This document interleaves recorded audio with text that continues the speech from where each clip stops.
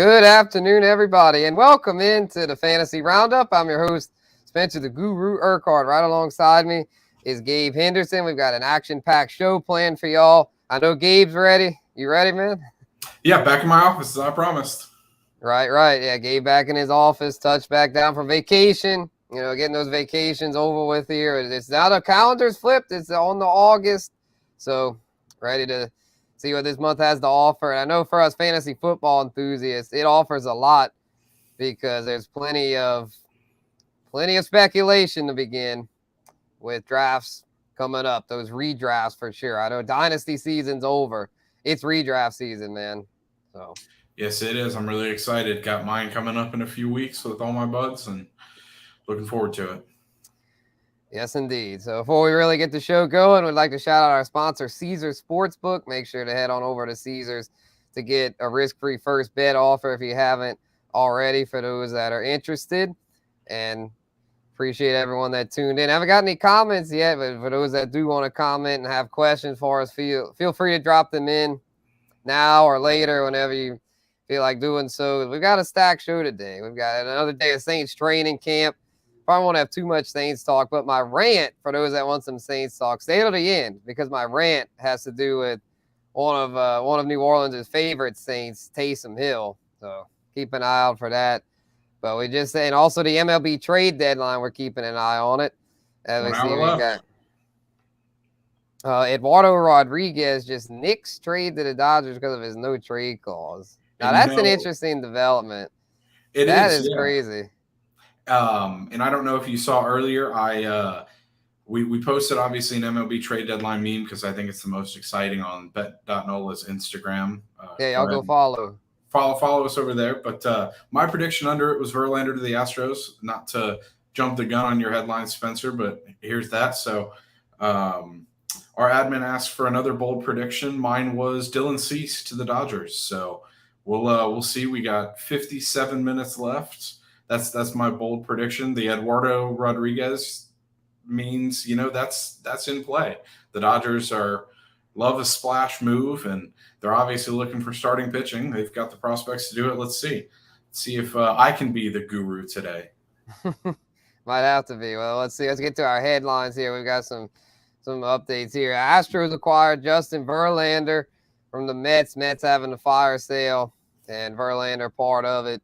Max Scherzer was traded earlier over the weekend, and now Verlander acquired by the Astros. A big move, to say the least. Jonathan Taylor requested trade from the Colts, and as soon as he did, karma for Jim Irsay, where it had been ranting about him yesterday about how goofy he is. He's not wanting to pay Jonathan Taylor. And now the backup to Jonathan Taylor, Zach Moss, is injured, broken arm, likely to miss at least 6 weeks. His week 1 status very much in doubt. Could this mean the Colts pay Jonathan Taylor now?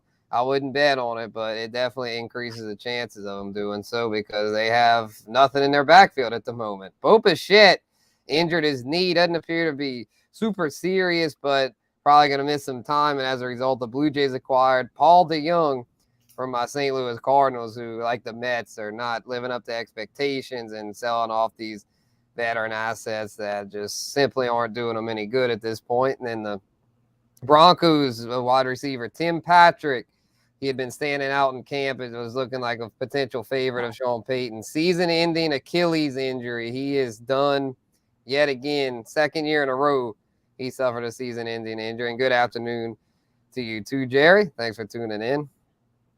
But, yeah, tough break for Tim Patrick, man. He had to rehab last year, torn ACL, I believe, and now a torn Achilles. Double whammy, arguably the 2 worst injuries in sports, those lower leg injuries, and just, man, it just sucks. I mean, the rookie Marvin Mims probably more involved there in Denver, and maybe even Marquez Callaway, Adam Troutman. Someone's going to have to step up over there because Sean Payton, he's going to have his hands full. He's talking down on Aaron Rodgers and the Jets, but the fact is the Jets have weapons. Denver's weapons looking pretty suspect. Yeah, the 2 people I feel really bad for in training camp are obviously Tim Patrick with the Broncos. I mean, the guy can't catch a break. And the shame is he's talented. And then, another talented guy in Detroit, Shane Zylstra, who I think tore his ACL. So he's out for the year. So it's, these early injuries always stink, not just as fantasy players, but you feel bad for these guys too. These really talented young guys. Yep. And we got it. Oh man, Astros are like the new Yankees, taking shots. Evil Empire. I'm here for it. I'll embrace it.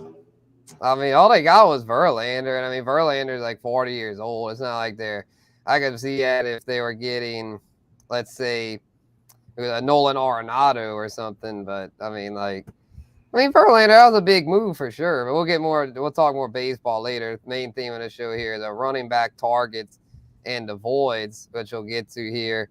And I had to throw in, I made a pivot on my list, Gabe. I had Tony Pollard as my avoid, which I still agree that Tony Pollard is an avoid, but I feel like his ADP is kind of settled around the mid to late second round. So with that in mind, I had to put Jonathan Taylor on here because of the uncertainty surrounding him right now. And he's still going in the first round of a lot of drafts, but with that uncertainty, to me, you just can't take him there right now because we don't know where he's going to play next year, or even if he's going to play next year. He might be so mad at Irsay and the Colts that he might sit out, and they don't really have a viable replacement for him. So I think he's got leverage there. He's definitely got leverage. So even if he does end up playing eventually, if they start off 0-4 and they're like, all right, we'll pay you, it's like at that point their season's lost. And will he even be that motivated? It's just it's so cloudy right now. So definitely think Taylor, if they can get it resolved, hopefully with a trade, hopefully he gets traded somewhere like Miami. That would be, that would be great for Miami. I'm already high on Miami. And exactly, thanks for tuning in, Mad King. Taylor got to get the hell out of Indy. You're not lying, bro. He's going to try. Get the hell out of Indy. Yeah, he's not a free agent, though. He's still got his last year of his rookie contract. So he's probably going to try to force their hand. There's no doubt about it. And there's just too much uncertainty right now, so to me, to justify taking him in the first. But if he can get out of there and in a good, in a good spot, I might change my mind. But for now, I just can't justify taking him there. As much as I don't like Tony Pollard this year, because I don't think he's going to be able to hold up over the full season. Plus Zeke, sounds like Zeke's going back to Dallas. It's not official yet, but Jerry, I'm sure they're kicking the tires over there. Jerry Jones over there, they're trying to bring Zeke back probably, but it's not official. So Pollard in the second, I can maybe see, but JT in the first, I'm not touching that right now. Yeah, no, neither am I. With any uncertainty, last year it was, and I love to point this out all the time with DeAndre Hopkins. Great football player, but if there's no guarantee he's going to play, yeah. And you know what? I do kind of agree with that. Although Dame's obviously a lot older, and he's needed to be added to a championship team now. Jonathan Taylor can help elevate a team to a championship team now, and he doesn't necessarily need to go into a winning situation right away. You could put him in Miami where they might not win the Super Bowl this year, but they'd be contenders for years to come if they give him a bag. Right. Yeah, and it's one of these things. I could do a whole rant on this, and I'm glad you brought up Damian Lillard because it's just frustrating to see these superstar players have to be stuck on these terrible teams. It's like, man, y'all are just like, y'all have had time to build around him. JT's been in the league now. This will be entering his fourth year. The Colts have just gotten progressively worse with him. Damian Lillard, that's an even worse situation. He's been with the Trailblazers a decade pretty much. I think maybe over a decade now at this point. Always a good citizen, never requested a trade. And now that he finally does, because I can see why he did, they drafted his replacement there in Scoot Henderson. And now that he requested a trade, everyone acts like he's a bad guy because he requested a trade. I know it was kind of a tough request to just one team, but I feel like if he worked with it, maybe he might be open to other stuff. I think he just wanted to set the bar at that point, to where to try to ensure that the Trailblazers didn't mess him over again, because it's just the trust is severed. You draft a young guy at third overall that plays the same position as you. I know it's his era positionless basketball, but let's be real. I don't think Damian Lillard and Scoot Henderson are going to two true point guards like that just aren't really going to gel together. Yeah. So it just pisses me off the way these teams do. I'm just sick and tired of it. I mean, they paying these. Oh, I mean, they got these owners of freaking millionaires, these GMs that they don't know what they're doing because the owner's too incompetent to hire the right people.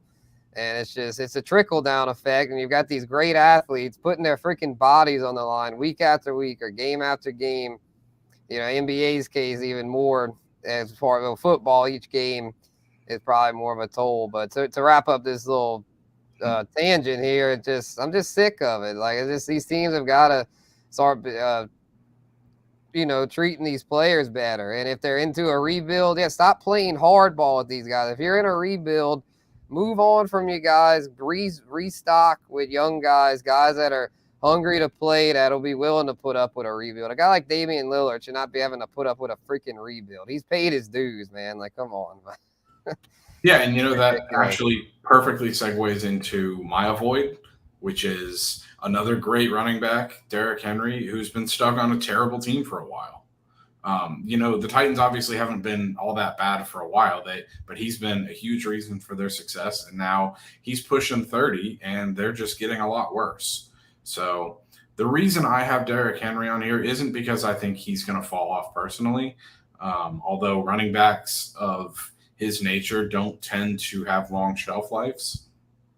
The reason I have him on here is just because of the uncertainty around his future. There's a lot of talk of him being traded, although the Titans have held on to him now. And honestly, we just don't know what the Titans are going to do this year. They brought in DeAndre Hopkins, so maybe they're not going to blow it all up like we expected. But I'm not looking to Derrick Henry because teams, when they game plan for the Titans, they're only going to game plan for stopping the run. Because if you stop the run, what are you going to do? Lean on Ryan Tannehill to win you games in 2023, 2024? Absolutely not. So, right. Yeah, I don't like Derrick Henry. Even in the early second, I'm staying away and I'm going for a younger guy on a better team. Mm-hmm. Yeah, I think Henry at this point, his ADP is getting more and more reasonable. Mm-hmm. A lot of times I see guys like Tony Pollard go up over him, and then I was like, well, give me Derrick Henry late second. That's a value. It's all about value. But to me, at this price, he might be a little pricey. So I see your point. I'll have to disagree slightly, though, in that I think he'll still be productive even with them keying in on him. Because with Hopkins and Burks. But mm-hmm. Oh, yeah, I get it. Yeah, just a little overpriced. And for me, though, the thing that concerns me the most with him is his age, more so than – I know the team's not the best, but I feel like it could be worse. I mean, it could be the Colts. The Titans aren't great, but at least they're not the Colts. At least they've got a good coach and competent players, surrounding Henry. But his age, I mean, he's old and has a lot of mileage on him. He's defied – logic so far. He's been kind of like Marshawn Lynch. I remember everyone would be like, oh, Marshawn Lynch, he's just the way he runs, his age, he's going to fall off. But he had 2 or 3 years after that that were still productive. So for Dynasty, yeah, obviously you don't want to have Henry as your top player, but he's still in redraft a core piece for me. So at that price, a little high, second round, I'll take the chance. Speaking of second round, a player that to me is a steal in the second round right here. Nick Chubb, y'all. Nick Chubb. Kareem Hunt, I'm to the point now, I'm not worried about Kareem Hunt. Even if he does come back, that does not going to matter. He's not a factor anymore. If they haven't signed him by now, they don't value him enough to have signed him already. He's not going back. Even if he does, it'll be in a very reduced role. So with that in mind, Nick Chubb to me is an absolute steal in round 2. To me, should be a first-round pick because I think he'll be much more involved as a receiver this year. Because Jerome Ford, well, I think he's a decent late-round flyer and a good handcuff for Chubb. He didn't do anything last year as a rookie to where he'll be asked to do more, but he's not going to do as much as Kareem Hunt did as far as a receiver. So Nick Chubb and Matt King's in agreement, an underrated beast. I think this is the year he truly breaks out, and he might be like the next Derrick Henry as far as a guy who's going to lead the league in rushing, could lead the league in rushing touchdowns. And if he's catching more passes, he could challenge Christian McCaffrey and Austin Eckler for number 1 overall running back. Put it this way: if he played somewhere other than Cleveland, people would be calling him the best running back in the NFL. I know he's not obviously as well rounded for PPR leagues as guys like McCaffrey and Eckler, like you just mentioned, but with the amount of work that he's going to get this year with no Kareem Hunt there, at least for right now, this is a steal. And I mean, just if you look at Henry and Chubb and their values right now, they're one pick apart. There is so much more value in a guy like Chubb than there is Henry here. So I absolutely love Nick Chubb in the early second round. For sure. And sell me on Saquon, man. I mean, I like Saquon, but 109 seems, I don't want to say bust, but like it's, I don't see a whole lot of value there. But yeah, let me, and Matt King's with you. He says Saquon's the best bust. So, okay, maybe he's dissing on Saquon. But go ahead, make your case, Gabe. Why do you like Saquon this year? I mean, no, best RB. He likes Saquon. Yeah, no, I mean, I really like Saquon as well. He's got the pass catching ability of the other guys, although you haven't seen it at a high volume because of injuries or because of the incompetent guys that were running the Giants. But now that Brian Daboll's in the building, he's gotten a year under his belt. I'm really high on anything Giants offense this year, except maybe some of the receivers, obviously. That's an area that's needed refined for years. But Saquon Barkley's athleticism, his playmaking ability mixed with Brian Daboll's brilliant offensive mind. And Daniel Jones has been able to alleviate some of the pressure on his back. So I really like the upside of Saquon Barkley. And even then, his floor is as high as some guys' ceilings in terms of early running backs, because Saquon Barkley does have that elite talent that a McCaffrey or an Eckler has. And although we haven't seen it, I think you have some of that value there at the end of the first. Yeah, he's got that elite ability for sure. And you don't have to pay quite as high of a price as you do CMC and Austin Eckler. So I see your point. If he goes there, like it depends on who else falls. Like if Bijan Robinson's there, I'll probably go Bijan. But if those three are going, Bijan, Eckler, and C-Mac, give me Saquon. He's my number 4 overall running back. So not bad. Not a bad option. Let's move on to mid-rounds here, the mid-round running back targets. I will go with the targets. We started with the avoids last time. I'll start with the targets here, keep the positivity going. David Montgomery. Going with David Montgomery. I think he's going to be even better version of Jamal Williams over there in Detroit. Might not get quite as many touchdowns, but I think he'll get more yards and more receptions. Everyone's talking Jahmyr Gibbs. Well, guess what, y'all? Jahmyr Gibbs is a rookie, and the Lions are a team that's trying to win now. He'll have a role, but I don't think it'll be quite as big as a lot of people are thinking. I think it's going to be DeAndre Swift 2.0, and that fantasy owners go gaga over this guy because of the receptions ability. And in PPR leagues, you got to try to chase receptions. But David Montgomery can catch here and there. Jahmyr's going to catch more, but Monty's going to still be the early downs guy. He's going to see. I think he gets more yards from scrimmage than Jahmyr Gibbs and more touchdowns. And you're getting him way later. Gibbs going 3rd, 4th round. Montgomery, you get here in the end of the 7th. So much value. I don't get it. I do get it. Gibbs has more upside, but can't be undisciplined on draft day. You got to go with guys that are safe. You can't just always swing for the fences. And Montgomery is a perfect example of a running back that you can get in this range. That's normally what they call the RB dead zone, that has a chance to not only be a solid play right here, but has a chance to do more. I feel like he's got a floor and a little bit of upside to go with it. So he's definitely someone I'll be targeting this in August. Yeah, for sure. If David Montgomery has the role that you believe he does, there's excellent value in the 7th round here. I mean, we're talking about a guy who has been misused by the Bears for a few years, in my opinion.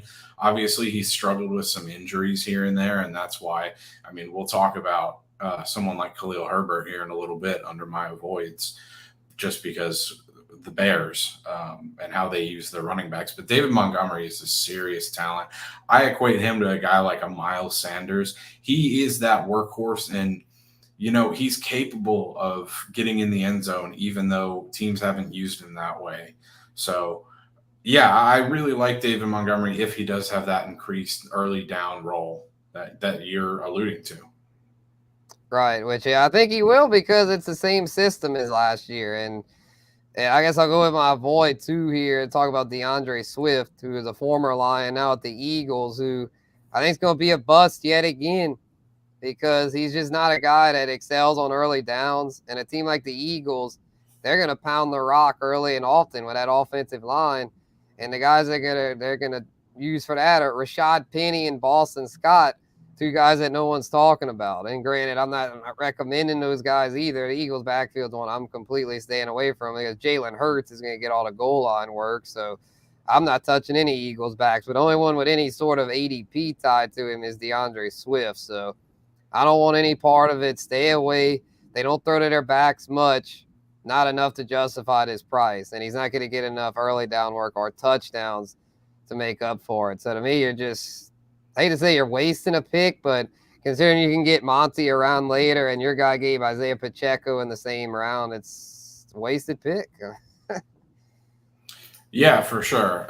Swift is really flashy as a player, but there's a reason he wasn't used as much because he's still a little bit raw, and there are just so many backs in the Eagles' backfield.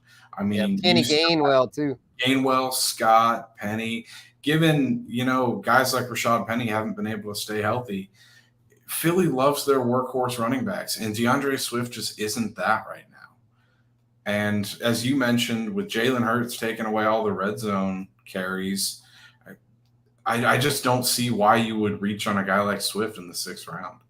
Yeah, the path just isn't there. And speaking of path being there, man, Isaiah Pacheco, I know he's kind of banged up right now, but assuming Clyde Edwards-Helaire doesn't rise from the dead, which I don't see that happening, he's had his chances and hadn't taken them. So I feel like Pacheco is good, but sell me on why the 6th round's a good spot for him. Well, I mean, I know, Spencer, you love to talk about and point out the fact that Andy Reid doesn't like using rookies. And I know he kind of had to use Pacheco last year with Edwards-Helaire injured.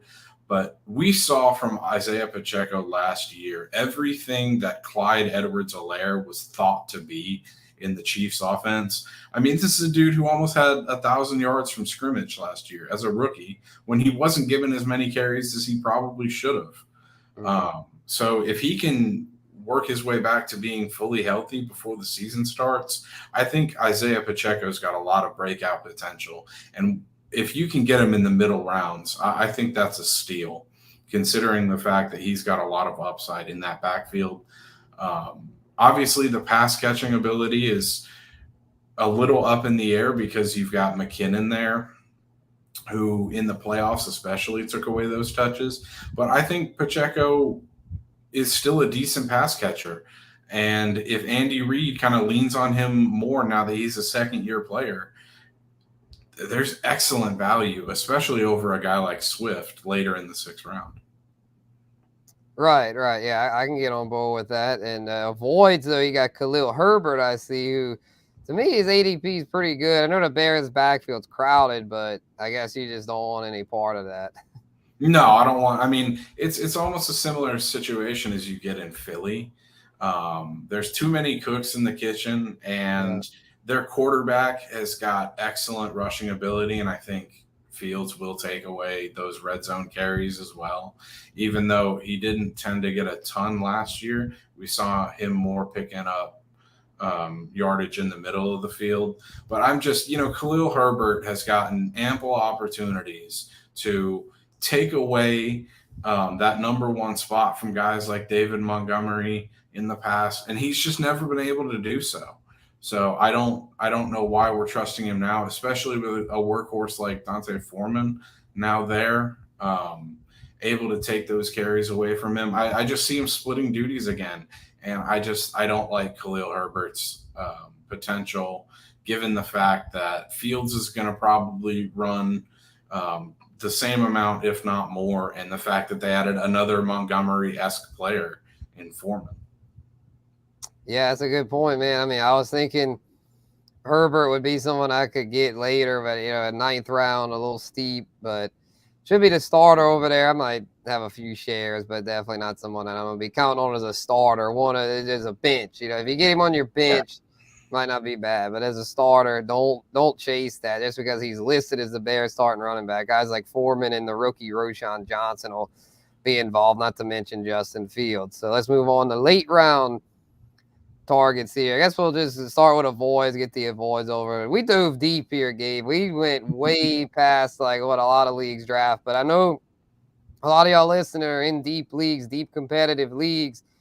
So they got to know who to get late. A lot of times these guys can be difference makers. Stash them on your bench and could pan out. But someone I'm not stashing on my bench, Michael Carter. Just feel like there are too many cooks in the kitchen, especially if they bring in the cook, Dalvin Cook. Yeah, assuming they bring him in like it's rumored, then someone's going to have to go. It's too crowded there. Zonovan Bam Knight appears to have passed Carter up, and they have the rookie there from Pitt, Israel. They're still working on how to say his last name. It's with an A, really long. But they're going to keep him and Bam Knight. They're going to keep, obviously, Breece Hall, who's coming off injury, but should be ready for week 1. And if they bring in Dalvin, that's 4 running backs. No room for Michael Carter. So even if he somehow makes the roster, I still don't like him, though, because he had his chance last year to take over the backfield and Breece Hall went down, and he simply didn't. Bam Knight got more work, and Carter he's just not a lead guy. He was the compliment to Javonte Williams in college. He's still a compliment to this day, and he doesn't catch enough to be a fantasy asset. So it's not worth worrying about him on draft day. Yeah, a few years ago, I really liked the outlook of Carter, but since Breece Hall's emerged and since those other guys have kind of seemingly passed him up, it's one of those names that you see in the late rounds. You're like, oh, I remember him. He's a young guy with upside. Just don't touch it. Right. Yeah. So you got an old guy here, Latavius Murray, who might make the roster now that Nyheim Hines is hurt, but I guess you don't see him doing enough to be worth a pick. No, I like to stay away from Bills running backs as it is. Maybe they'll run the ball more now that their receiving core is kind of thinned out. But even then, I just, in those late rounds, especially in these deep leagues, you're just scrolling through to see if you recognize some of these guys. And some people will see Latavius Murray. And even though he's a name don't bite. Just take a rookie, even if that rookie might not even make the roster. Odds are these guys are going to be in the depths of your bench. You're probably going to cut him week 1 or 2 anyways. So just take a young guy and avoid Latavius Murray, even though he's a name that we all know and some of us love. Stay away from the Bills running backs as a whole, I would say, but especially Latavius Murray. Don't fall for that old trick. Yeah, like Mark Ingram last year. Anyone that took Mark Ingram got burned. And I see, speaking of rookies, you got Chase Brown, the Bengals rookie, who I was higher on. I still kind of like him, but Joe Mixon is now set in stone as a starter. But we did have some news today. Travion Williams, the guy competing with Brown, got carted off. So it looks like Brown's going to be the clear number 2 over there. Yeah, we've heard about Travion Williams coming up, and I love, as a guy from Houston, love to show support to a local guy like Travion Williams. But Chase Brown, I like the aspect or the prospect of him, even though the Bengals did lock down Mixon, just because the Bengals have always been that team to kind of utilize that second back. Obviously, we've seen some guys in the past pop up in big moments for them, whether it be through injury or just the fact that Mixon can kind of rub people the wrong way, I guess. So I just like the prospect of Chase Brown. I think he's a good young back, and I think that the Bengals involve other running backs enough to take a flyer on him in late rounds in deep leagues like 20-round leagues, 24-round leagues. I like Chase Brown. He's a young guy that you take over a guy, say, like Latavius Murray. Yeah, 100%. 100%. Yeah, I think people are starting to wake up now. ADP's creeping up. He'll probably be I would think he'll definitely be going in the first 16 rounds by the time this is, things really get ramped up. And like another guy that I see climbing up this board a lot, Ty Chandler with the Vikings, because I think he's the guy that ends up the number 2 over there. Haven't had any reports on him yet. It's been real quiet over there, but just using context clues and college film and stats, he was pretty solid at North Carolina, following Javonte Williams. And It's his second year in the league, didn't do anything as a rookie, but he was on the roster, stuck around, where I think they value him as a potential asset. And Alexander Madison, as of now, is going to be the 3-down back, but he's never really done that before in his career. It's always been Dalvin Cook. So I'm thinking Ty Chandler's the number 2. Dwayne McBride's another rookie over there, but I think with him being a true rookie and Ty Chandler was drafted a little bit higher, I think he was a 5th or 6th rounder as opposed to McBride being a 7th rounder. So I'll take a chance on Ty Chandler in hopes that he can get some work sprinkled in here and there behind Madison. And then if Madison goes down, I think he'll be the workhorse in what's still going to be a strong offense in Minnesota. Yeah, all of that being said, Spencer, I do want to make note of this. I like Dwayne McBride in dynasty leagues. I wouldn't touch him, at least right now, in redraft leagues, unless you're doing huge leagues like 24 rounds, something like that. But yeah, no, Chandler looks more set to be the guy, and Dwayne McBride's maybe the number 3. So there's a lot that would need to happen there for him to see the field early on. But I like both their prospects early on. And I did consider putting Dwayne McBride as my guy, but we're doing redrafts, and I like Chase Brown a lot more because there's a more clear path to get on the field. Same with Ty Chandler, obviously. Yeah, assuming Chandler holds off McBride, but we'll see. This is all fluid, subject to change, but for now it's looking good for the guys, Chandler and Brown, and not so good for Carter and Murray, but that's our running back analysis. Let us know if you agree or disagree. In the meantime, we'll talk a little more baseball here. MLB trade deadline had some deals go down.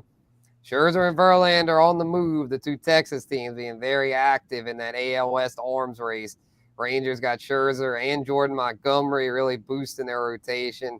And I knew the Astros were going to do something. I knew they weren't just going to sit on their hands while the Rangers made all these moves. And sure enough, Justin Verlander back in H-Town. I know you're down there, Gabe. How fired up? How's the vibe out there? How's the Verlander reunion? Yeah, fired up at a Verlander reunion. Some Astros fans are kind of upset. Our farm system is not as deep as it was, and we gave up some top prospects. But the Mets are giving up a lot of money and paying him a lot of money to come here. So obviously Justin Verlander is a guy who one of the biggest things that helped the Astros win the World Series last year was the fact that their starters were able to go deep in games. And, we've seen Framber Valdez, Christian Javier, Hunter Brown. Those guys have struggled a little bit over the last few weeks, and that's had an impact on the bullpen, who's had to pick up more innings. So the Astros obviously went out and got Kendall Graveman back, who's been lights out this year, and they've got Justin Verlander to patch up some of those innings. So, I mean, it's an arms race seemingly in the AL West between the Rangers and the Astros now. And now that both teams are hopefully getting back healthy, I know the Astros are, the Rangers maybe a little further away. Their injuries are more recent. We're going to see what this division race holds. Right now, it's half a game. Rangers could be 1.5 up tonight. The Astros could be half a game up, or it could stay the same. You just never know. But obviously, it's an exciting time for both teams here in Texas.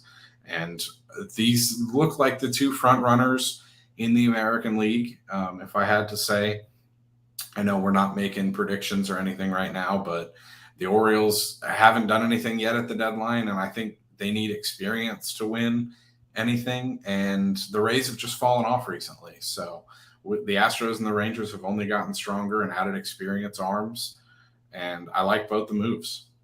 Yeah, Verlander to the Orioles would have been huge. I think that would have put them over the top. But the fact that the Astros prevented them from doing that was big, because I feel like the Orioles, like you said, are just a few experienced veterans away from being arguably the best team in the AL. Even without that experience, they're up there right now. They're winning the toughest division in MLB, the AL East. But speaking of the AL East, the Blue Jays and Rays are making moves. So if I'm an Orioles fan, I'm hoping something comes in before the deadline, which is now less than 30 minutes away.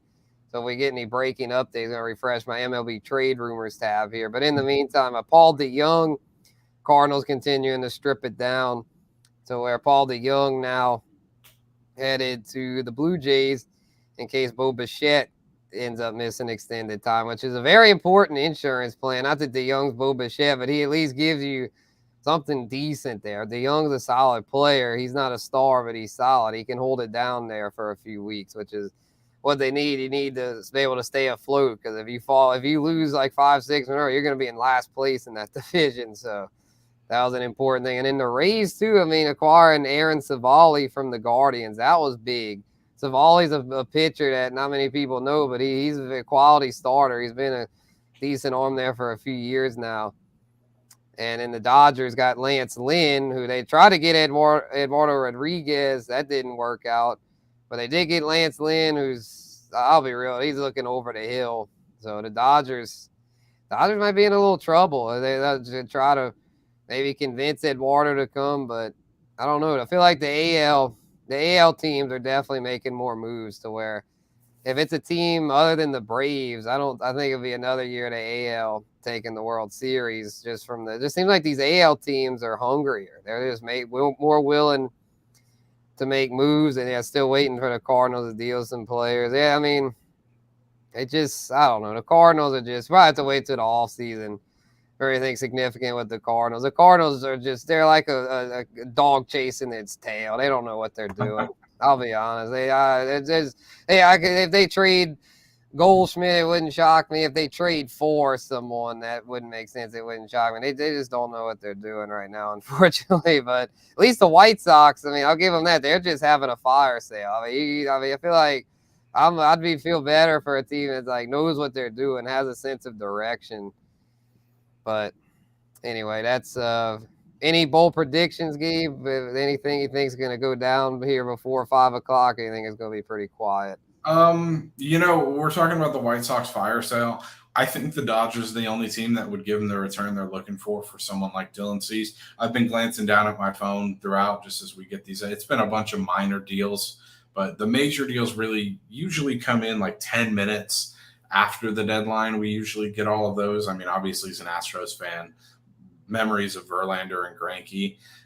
So my bold prediction, as I mentioned at the top of the show, maybe Dylan Cease to the Dodgers. Oh yeah, Dylan Cease. They look desperate to make a move for a starter, and Lance Lynn just isn't the big name guy you want to bring in if you want to compete with someone like the Braves. And on that note, I think Luis Robert stays put in Chicago. I don't think anyone is going to be willing to give him the return they're looking for. Maybe the Astros would have, but with the Astros dealing their top 2 outfield prospects, I don't really think they have what it takes.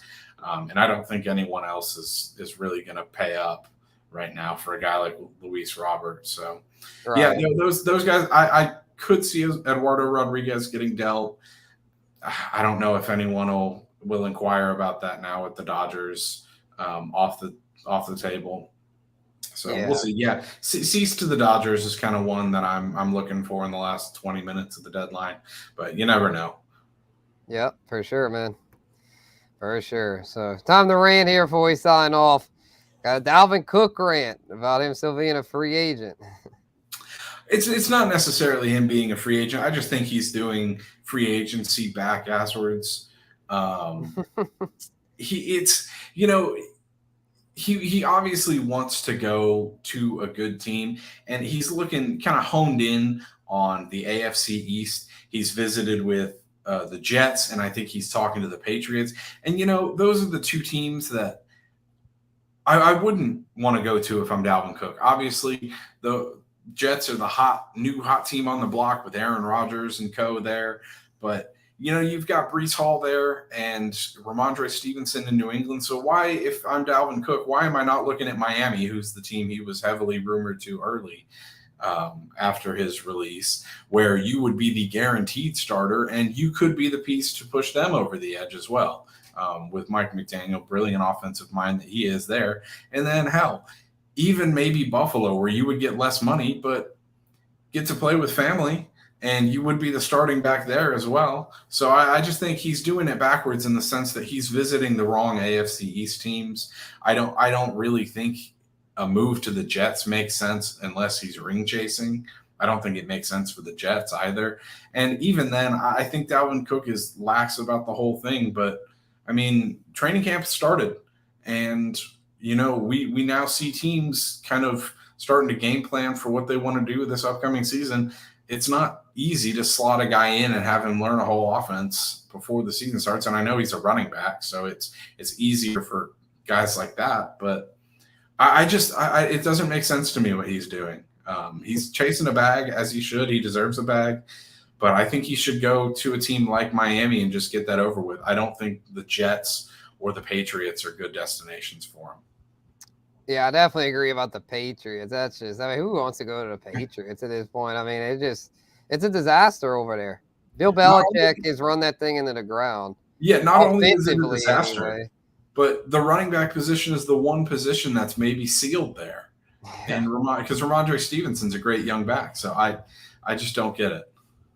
Right. But yeah, Bills, I mean, to me, the Jets somewhat make sense because Brees Hall's coming off the injury. So I could maybe see that working out.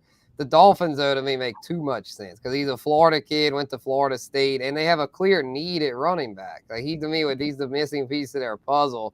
Yep. So they need to be able to, if I'm a Dolphins fan, I'm really hoping they work that out because, I mean, it just makes too much sense. Plus, you'd be preventing another division rival from getting him. I can see why he wants to stay away from the Bills because it's like, I mean, his brother's there, but other than that, there's not much appeal to go in there because that's a pass first team, and Josh Allen also runs, so he's not going to get the work he wants over there. Where Miami, also pass first team, I just think he'll be more involved there because he'd be the main show in town there for sure. Yeah, but if you're ring chasing, I think you have a better chance of getting a ring with the Bills than you do with the Jets, personally.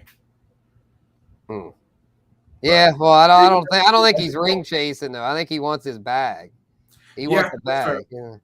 Yeah, I think he would like to be on a contender, but it's like it's like DeAndre Hopkins. Like I think DeAndre Hopkins would have liked to have signed with the Chiefs or the Bills, but they weren't willing to pay him, so he went and got his bag with Tennessee. So.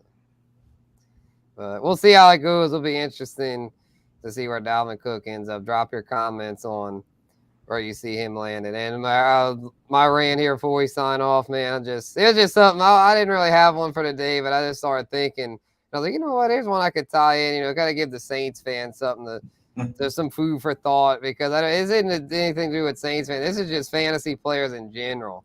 I'm just so sick of it. Every year they complain about Taysom Hill. They need to quit complaining about him, in my opinion, because he puts up numbers. He puts up numbers now year after year to where if you want his stats, draft him. Just draft him late. He's basically free in drafts. He's tight end eligible. Tight end position's a load of crap anyways once you get past the first 5 or 6 options. Like, just take a chance on him. If you don't want to be the one that gets burned by him, draft him, especially in best ball. Because I understand in regular redraft he's frustrating because he's a game plan dependent guy. You never know what games he'll be more involved in. But if you're in a best ball league, just draft him because then you just get credit whenever he does really well, which he'll probably have about 3 or 4 games where he gets 15 to 20 fantasy points because he's always involved near the goal line. And sometimes he's throwing passes, breaking long runs, catching passes. You never know what he can do. He can literally do it all 3 categories of passing, rushing, receiving that get fantasy points. So not saying to draft him high or anything, but take a chance on him late or else don't complain about him. Stop complaining about him because he's here to stay in the Saints offense. He's an important piece. He's not just some pest that's just not even that good. He's a valuable piece. He's an essential piece to this team. And so for those that aren't Saints fans that don't get that, it's like, bruh, watch the film. Like he's not just there for he is. He's there for a reason. So yeah, I think a lot of the complaining stems from people who don't understand either him as a player or his situation, just because he's kind of an anomaly. Quarterback turned tight end that's actually useful. It's like what the Texans tried to do with Jeff Driscoll over the last few years, and that just didn't work. But Taysom Hill actually works, and it's just about playing the matchup. You need to know when to play him, when he'll get involved. But yeah, he's an anomaly, and obviously, as you said, if you don't want to get burned by him, just take him with a flyer because odds are those guys, as I said earlier in the show, will be on the waiver wire in the next few weeks. Yeah, definitely, because I feel like he's somebody that is better than most of the waiver wire guys because he's a tight end, and even when he doesn't do that great, he usually gets a few touches here and there. Well, a lot of these tight ends, it's like they'll have their weeks where they get targeted. But it's like if they don't score a touchdown, then that's it because they're not getting any rushing or passing stats. And I'd take it one step further, Spencer. I'd say not only is he better than some of the guys on the waiver wire, he's more involved. Half the guys on the waiver wire are incredibly inconsistent, especially if we're talking tight ends. So, I mean, Taysom Hill's a guy who's going to be involved every week. And as you said, the tight end position's a crapshoot anyway. Just take Taysom Hill. Yes, indeed. Yes, indeed. All right. Well, that's going to do it. Appreciate everyone that tuned in here. Fantasy Roundup presented by Caesar Sportsbook. A lot of fun as always. We'll be back on Thursday. Jim Derry and I for Bayou Bets. Gabe and I are live every Tuesday for this show at 4 p.m. Appreciate everyone that tuned in. Everyone, my dad, Horace, Jerry, Matt King, Trav, Daniel Barry. Appreciate all y'all. And, of course, everyone else watching behind the scenes. I know y'all are watching, and if, y'all want to comment, feel free in future episodes. But that's going to put a ball on this one for Spencer Guru and Gabe Henderson. This has been Fantasy Roundup, y'all. We'll be back. Catch y'all later.